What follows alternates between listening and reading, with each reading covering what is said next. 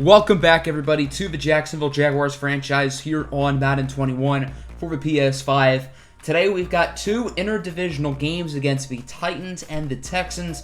The Titans one is particularly important because it could be a major factor in deciding who wins the AFC South.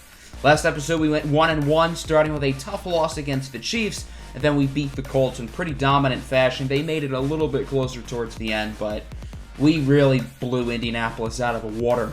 So this game is very important, as I said. We are 8-3. The Titans are currently 7-4.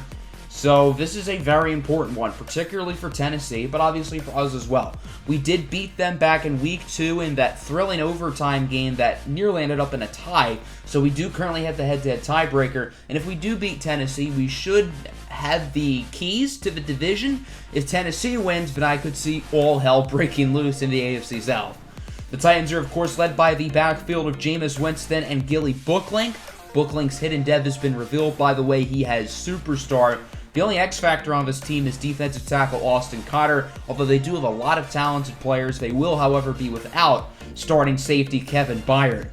So let's get this one underway. We got some primetime action here in Week 13.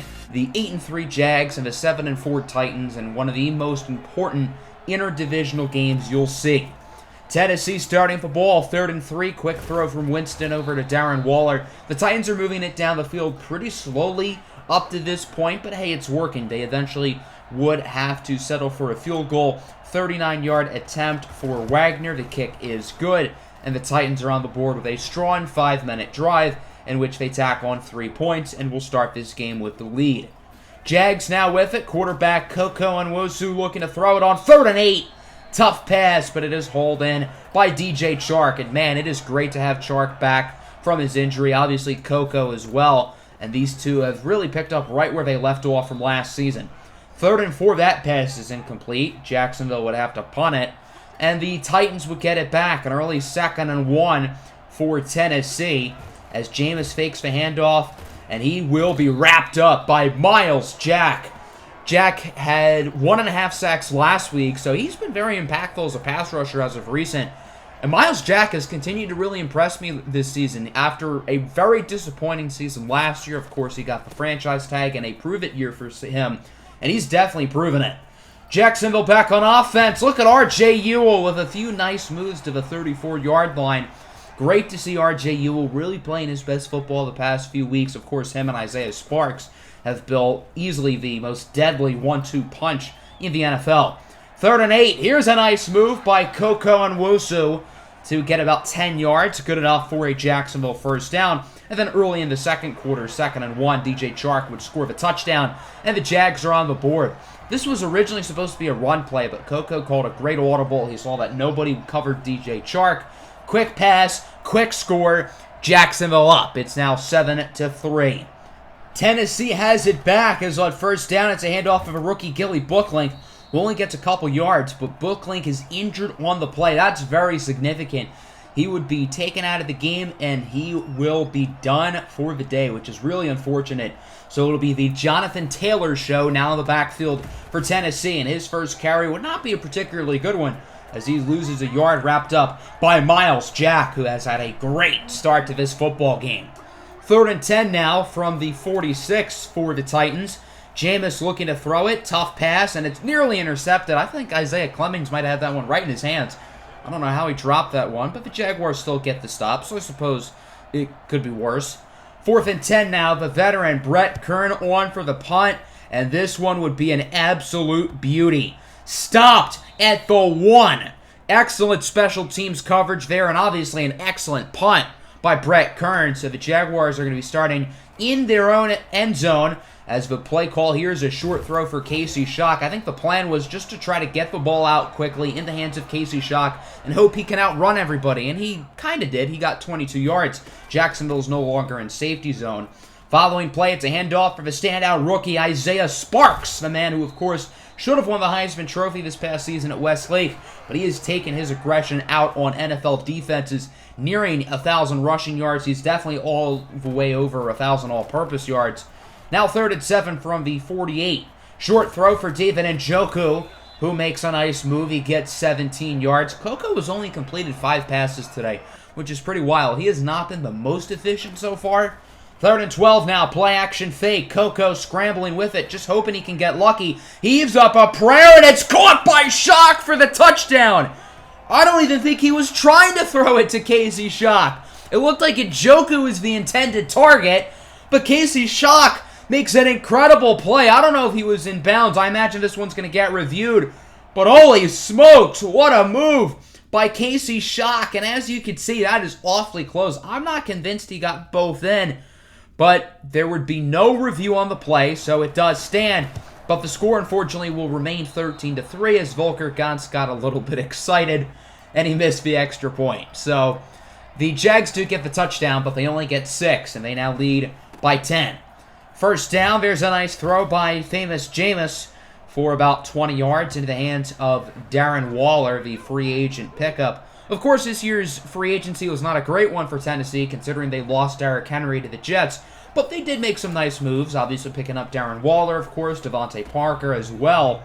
As here's Tyrone Christmas breaking a tackle, and he is off to the races, a 56-yard touchdown, and it appears the Titans are going to make this one interesting. The former first-round pick out of Clemson with a great play after the catch, and it is now 13-10. Jacksonville gets the ball with about 1:20 left, which is certainly more than enough time to do some damage. 3rd and 6 now, short pass for David Njoku, and he does not get it. So the Titans defense gets the stop. They'll get the ball back with an opportunity to take the lead before the start of the second half. They have plenty of time, so there's really no excuses not to possibly get back on the scoreboard, but that's not going to happen. Bob Adams with an incredible diving interception. Not only did the Jags force the turnover, but they'll be starting on the opposing 25. What a play by Bob Adams, who's had his ups and downs this year, but that's one of the best defensive plays I've seen all season. And then on the second play of the drive, there's DJ Chark with his second touchdown reception in the first half. And the Jacksonville Jaguars will make it a 2-score game as Chark and Shock are doing, it looks like CPR on Dede Winterblossom. I don't really know why, but whatever. 10-point lead for the Jags. Titans find themselves in a little bit of a hole after the Jameis turnover. They don't have a lot of time left. There's a nice pass for Devontae Parker. Bob Adams has just given receivers a little bit too much space this year, and he kind of did there again. Now, I do want to give him his flowers. He did obviously have the big turnover, but that wasn't his greatest play.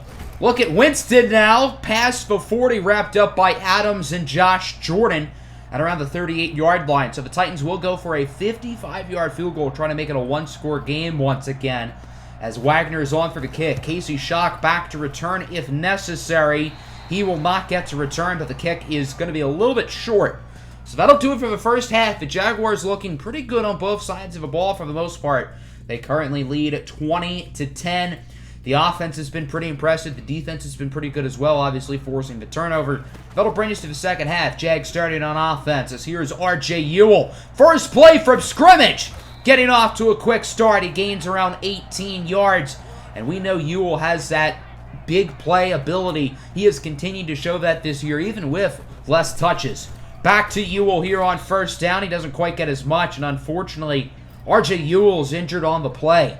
Even though Ewell is not Jacksonville's lead rusher, that of course is Isaiah Sparks, this is still a big injury. R.J. Ewell is one of the most important pieces to the offense. He's going to the locker room. His day is done. He suffered a bruised sternum, which should not keep him out for long. Hopefully he will be back in time for next week's game. And to make up for it, Casey Shock will get a 54-yard touchdown. So I suppose that'll make the Jaguars feel a little bit better. A great play by Shock, who has continued to have an outstanding season this year. He led the NFL in receiving yards last year, despite missing a couple games. This year, I believe he's currently 3rd in receiving. Titans have it back. Winston with a long bomb on first down, and it's intercepted. Zaire Wiggins with his 4th INT of the year. So quite the chaotic start to the second half. We're only 2 minutes in, but R.J. Ewell's gotten injured. Casey Shock had a long touchdown. And now Zaire Wiggins gets another interception. A.J. Brown has done nothing today. You know why? Because he's been vacationing on Wiggins Island. Jacksonville can now turn this game into a blowout, possibly, as DJ Chark brings it all the way to the 24. And, of course, he is now injured. I forgot to mention, early in the second half on a special teams play, Myles Jack also got hurt. So in the second half, the Jags have already had 3 key players go down. Not ideal, but you know what is ideal? The rookie stepping up and making nice plays. D.D. Winterblossom with the touchdown, and the Jaguars are all of a sudden up by 23 points, and they're going to go for 2. Trying to make up for mixed extra point, make it a 4-score game, but unfortunately that's not going to happen as Lowe comes in with the sack, so it will remain a 3-possession lead, but still a very comfortable 33-10. Titans did nothing on their next possession. The Jags would get it back as on 3rd down, look at that move by David Njoku, who brings it all the way to the 31-yard line. Koko Nwosu quietly has thrown for 5 touchdowns today. I'm pretty sure that ties his career high. 2nd and 3, Isaiah Sparks loses about 10. I think he tried to cut behind the offensive lineman, but unfortunately for him, Jeffrey Simmons is just too good. That was obviously a bad play by Sparks, no excuses, but I get why he made that move. Doesn't really matter as the Jaguars will tackle on a field goal, and it is now 36-10. Nice kick by Volker Gantz. So the Titans will get the ball back here in the 4th quarter, down by 26 points. Remember when this was 13-10 and Tennessee had the ball? Good times. The Jags are now on a 23-0 run. Tennessee trying to get an answer as there's a nice 1st down reception by Darren Waller. Now at the 23. Very next play, about 8.5 minutes to go. Jameis Winston looking to throw it under a little bit of pressure. He fakes the sack from Chason and somehow gets the 1st down. I have no idea how that worked, but it did, and Darren Waller brings it to the 6. 1st and goal now for Tennessee, trying to find the end zone here. Jameis looking to throw it, has time, going to try to scramble with it, and this time the Jags do get the sack as Josh Allen makes the play, his 8th sack of the year. And now it is a 3rd and goal from around the 10 for Tennessee. Winston looking to throw it in the back of the end zone. Bob Adams nearly got another interception. Bob Adams has been exceptional today, probably his best game of the year. He's been really good. I really liked what I've seen from him. And then right as I say that, he proceeds to get mossed by Devontae Parker. Maybe I spoke a little bit too soon. Now, I think the game is out of reach for the Titans, so it's not a big deal. But I was really gassing Bob Adams up just for him to get mossed. Oh, well. Jaguars are chewing some clock. Isaiah Sparks is going to have to take most of the load with R.J. Ewell out. And that's going to be light work for Sparks. 54 yards down the field. Isaiah Sparks has quickly turned into not only one of, but arguably the best running back in the NFL this year. My goodness, has he been special to watch. I think those teams who passed on him are really regretting it. And it's now a 26-point lead. There's another sack for Josh Allen, his 2nd of the ball game. And that's pretty much how this one would end. 43-17. The Jaguars rack up over 500 yards of total offense. And the offense was phenomenal in this game. It did suck that R.J. Ewell got hurt. DJ Chark missed some time as well. But we were still really good. Koko Nwosu threw for 5 touchdowns. He was very efficient. Jameis Winston had a very Jameis-like game. He threw for a lot of yards, a lot of touchdowns, and a lot of interceptions. Isaiah Sparks was outstanding. He had 124 yards. Casey Shock was great, 122 and 2 touchdowns. DJ Chark also scored twice. And then the defense was pretty good too. 2 sacks for Josh Allen, 1 for Myles Jack, and then a pair of interceptions from Wiggins and Adams. Before we hop into our Week 14 game against Houston, I do want to mention that Myles Jack has broken his ribs, and he's going to be out for 4 weeks, which really sucks. That's the rest of a regular season. R.J. Ewell is back, though, which is good. So let's take a look at the standings in the playoff picture. If we win and the Titans lose, we should be fine. I think the Colts probably have to lose as well for us to clinch the division. And we have jumped up from the 3 seed to the 1 seed, which is pretty wild. So we have a breakout opportunity for our quarterback, Koko Nwosu. And this is really interesting because 2 years ago, if you remember, right when his dev trait was revealed, he had a breakout opportunity. He originally had star dev, but right when it was revealed, he had a breakout challenge, moved up to superstar dev, and now we can get him up to X Factor.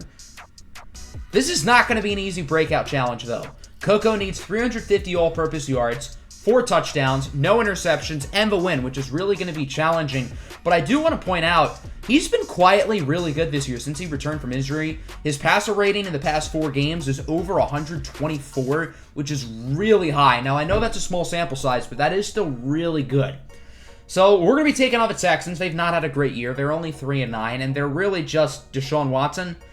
I mean, you kind of got to feel bad for the guy. I'm surprised he's not requested a trade, unlike real life, because this team has really not done anything of significance in the series. I know they won the division a few years back, but they lost to us in the playoffs that year. So let's get this one underway. Jacksonville starting with the ball. We get to see a look at Koko Nwosu and what he can possibly do today as Isaiah Sparks gets the first down. But Casey Shock is now injured. The injury bug is killing us today. Shock has torn his abdominal. His regular season is done, and he might miss a little bit of the playoffs, which really sucks. He was super close to 1,000 yards, too. I think he was at like 980, which kind of sucks.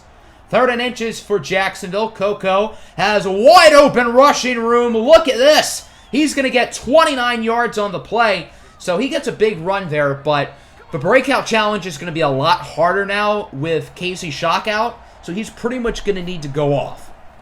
Following play from the 26, it's an interception for Justin Reed. So the breakout challenge opportunity for Koko is dead 2 minutes into the game, and Justin Reed's going to take this back for a house call. Touchdown Texans, a 71-yard pick six for Reed. And this game's gotten off to a very bad start for the Jags. We're only 2 minutes in, but one of their best offensive playmakers is done for the year, and Koko's breakout challenge opportunity is gone. Here is Zeke Bowman with a nice play. Bowman's going to have to step up, but whenever players get injured, usually Bowman does exactly that. Josiah Woolridge, one of the Texans' better pass rushers, is injured. Woolridge always does pretty well against the Jaguars, so that is a pretty significant loss. First down, Koko's got to scramble with it again. Nwosu really showing off the legs early. He has 56 rushing yards on 2 carries today. That's pretty impressive. As Jacksonville brings it to the 10, now 2nd and goal from the 4. Can they punch it in? Handoff for R.J. Ewell. He does exactly that. It's great to have Ewell back despite the injury scare last week. And there's a legitimate shot that the Jaguars end this season with 2,000-yard rushers. I think Sparks has probably passed 1,000 already. If not, he will very shortly. And R.J. Ewell is on pace to finish right at around 1,000. Jags with the ball back. Why not get some more points? DJ Chark with a 41-yard touchdown. And I see the Jacksonville offense has exploded within the past few minutes. They were just down about 30 seconds ago in real time, and now they're winning as it's 14-7. Houston has it back, 2nd and 2. It's going to be a screen from Watson over to Sony Michel. Michel down the sidelines, wrapped up at the 30 by Babineau and Williams. Nice gain for Sony Michel, who has really developed into a good player in Houston, despite the lack of team success, of course. At least he's turned out well. Then from the 19, look at that move by Sony Michel, bringing it to the 5-yard line, and the Texans are in business as they possibly try to tie the game up here early in the 2nd quarter. 3rd and goal at the 1. Goal line set. Watson gets it to Sony Michel, who gets the touchdown. Very high-scoring game here as we are now knotted up at 14 apiece. Jaguars with the ball back, 3rd and 9 from the 26. Koko looking to throw it, scrambling to his right side. The scrambling has definitely worked for him today, as DJ Chark does get the first down. However, unfortunately, the Texans would review the play, and the call would be overturned. They do not think Chark got 2 feet in. I kind of think he was in. I think that was a bad call by the officials. From the 31, Watson is going to be intercepted.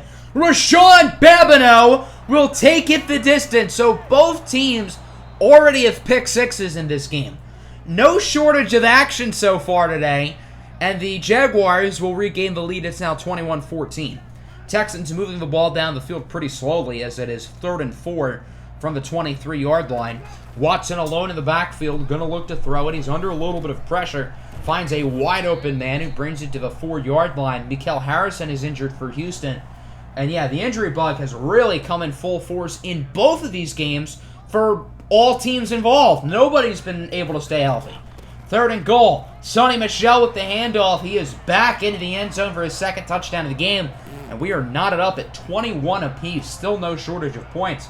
About 2 minutes left to go here in the first half. The Jags are going to get it back and try to take the lead before halftime. They have not really used the clock all that well. There's only about 40 seconds now. Really tough throw by Koko, threading the needle. But it is caught by DJ Chark, who gets the first down conversion.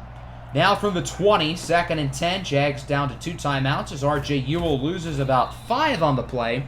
Jacksonville felt like they could maybe be able to run the ball because they do have these timeouts, but didn't really work out. And then 4th and 14, it's a 42-yard field goal attempt for Volker Gantz. The kick is good, and the Jaguars will take a 24-21 lead headed into the halftime break. A lot of action, a lot of scoring in this game. I would say both defenses have been pretty bad, and I would say that statement is true, but they both also have pick sixes, so it's not like they aren't making plays. Texans with the ball here to start the second half. 2nd and 7 for Houston. Deshaun Watson looking to throw it under a little bit of pressure. He gets it over to Vincenzo Pagnotti, who makes a nice move to the 29-yard line for a Houston Texans first down. 2nd and 10 now from the 29. Watson and Michel in the backfield as Deshaun Watson going to look to throw it up the middle. Nice throw. Tough coverage by Zaire Wiggins, but Brandon Cooks, still with the Texans, is able to bring it to the 13-yard line. Houston gearing up here in the red zone, going to try to possibly take the lead back. Watson again alone in the backfield. Sony Michel was the motion man there. Watson under pressure from Tului Ipupu, but he gets it to Vincenzo Pagnotti, who always seems to score against the Jaguars. I don't know why, but he always seems to do really well. And I know the Jaguars historically don't do well against tight ends, but still, Vincenzo Pagnotti specifically does really good. Jags back on offense, but not for much longer, as Onwosu is picked off by Bobby Baxton, the former Temple Owl, who will start Texans at the 41-yard line. Coco's pass was way off there, trying to get it to Zeke Bowman. He's now thrown 2 interceptions today, not his best game, and the Texans get it back. There's a nice sack for Akeem Davis-Gaither, who will have to step up with the loss of Miles Jack. Really, all the linebackers are going to have to step up. 4th and 8 now, a 56-yard field goal attempt for Kaimi Fairbairn, and it is way off, not even close.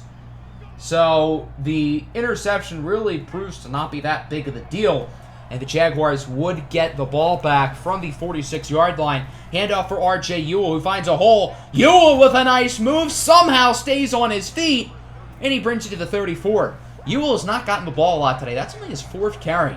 Jags need to get him the ball more. Following play, it's a handoff for Isaiah Sparks, who breaks a tackle. Sparks still alive inside for a gain of 26 yards, his 10th run of 20-plus yards this year. And he continues to be a spark, pun intended. 2nd and goal. Toss to the right side for Isaiah Sparks, who will be tackled in the end zone by Mitchell for a touchdown. And the Jaguars are back on top. Nice run by Isaiah Sparks. And it is now 31-28. The Jaguars have the lead back. 3rd and 10, Deshaun Watson under pressure finds a wide open man. Again, it's Vincenzo Pagnotti, who gets it to the 46. And now we have yet another injury for the Jags. This time it's defensive lineman Marcel Stokely, who will be taken to the locker room. His injury, thankfully, would not be a serious one, but he will not return to the game either. So we'll have to see guys like Bleep Fryerwood and Kari Ellison step up at defensive tackle. Here is Sony Michel with a nice move to the 8-yard line. Michel has been really impressive today. 92 yards and 2 touchdowns already. If you started him in fantasy, congratulations, that decision paid off. Why not add another touchdown? The hat trick for Sony Michel. He's out here putting up Isaiah Sparks type numbers, and the Texans will make it 35-31 as we gear towards the final seconds of the 3rd quarter. Sparks with the handoff, breaks a tackle. He brings it to the 41. That'll do it for the 3rd quarter. We've had ourselves a very exciting football game. Jags currently down by 4. As on first down, the Texans just refused to cover DJ Chark. Why? I don't really know, but he gains 31 yards and brings it inside the red zone of the 10. 3rd and 3 now, Coco. Short pass, risky decision, but it works out. DJ Chark gets the touchdown. DJ Chark with 2 touchdowns in this game. He has 4 touchdowns in this episode. That's a lot. DJ Chark is really going to have to step up with Casey Shock missing the rest of the regular season. So I'm very confident he'll be able to do it. It's more about what the other guys, Dede Winterblossom and Zeke Bowman, are going to be able to do. Nice run there by Watson. Texans going to go for a field goal. And again, not even close. Corey Linsley is injured on the play, which is pretty significant. That's the Texans starting center. The injury bug is still being a bother as the Jags have it back. Look at that move by R.J. Ewell. Another move. He gains 30 on the play and brings it to the 5. R.J. Ewell is a goddamn machine. And the Jaguars just have to keep chewing some clock. They're going to look to throw it here. Short pass for Isaiah Sparks with his 4th receiving touchdown of the season. And the Jaguars now with a double-digit lead. They are in prime position to win this game. And they're going to add another turnover just to get some icing on the cake as Josh Jordan Jr. intercepts Deshaun Watson. There's a flag on the play. However, it is a holding against Laramie Tunsil. The Jags will decline the penalty, and the ball game is over. 45-35. A lot of offense in this game. A lot of turnovers as well. 256 rushing yards for Jacksonville in this game as we look at the numbers. Deshaun Watson and Koko Nwosu both were a little bit shaky. Watson with that 69 passer rating. Nice. The big story is the top rushing attack in the NFL continuing to dominate. Sparks with 77 yards, Ewell 103, and then 76 for Koko. Sonny Michel had a great game, though. Over 160 all-purpose yards and 3 touchdowns. DJ Chark with 2 scores. And then defensively, a lot of interceptions. Both teams had 2. Josh Jordan, Bobby Baxton had interceptions. And then Rashawn Babineau and Justin Reed both had pick 6s. So we are now 10-3 with 3 games to go. Unfortunately, Koko did not complete the breakout challenge. He did not have enough yards. Or he might have had enough yards. I'm not sure. He didn't have enough touchdowns, and he had the interceptions, of course. So Casey Shock, torn abdominal. He's out for 6 weeks.